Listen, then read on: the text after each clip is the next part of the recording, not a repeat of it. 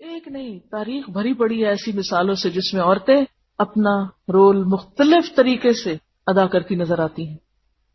حضرت عائشہ کے بارے میں آتا ہے، کہتی ہیں بڑا گناہ گار ہے وہ شاعر جو تمام قبیلے کی حجب کرے.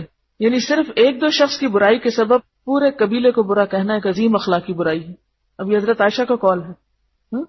یعنی کہ امر بالمعروف کتنا اچھا ایک طریقہ ہے، کتنا اچھا ایک انداز ہے.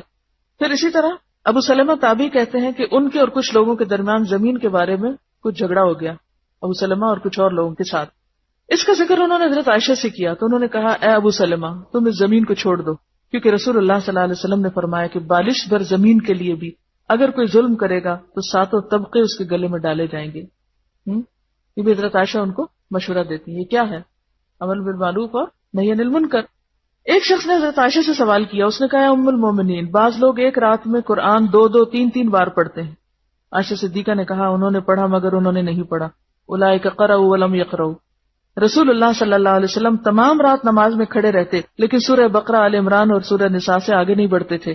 آپ جب کسی بشارت کی آیت پہ پہنچتے تو خدا سے دعا مانگتے، وعید کی آیت پہ پہنچتے تو پناہ مانگتے. کعبہ پر جب نیا غلاف چڑھایا جاتا اور پرانا غلاف اتار لیا جاتا تب سوال یہ پیدا ہوتا کہ پرانے غلاف کا کیا کیا جائے.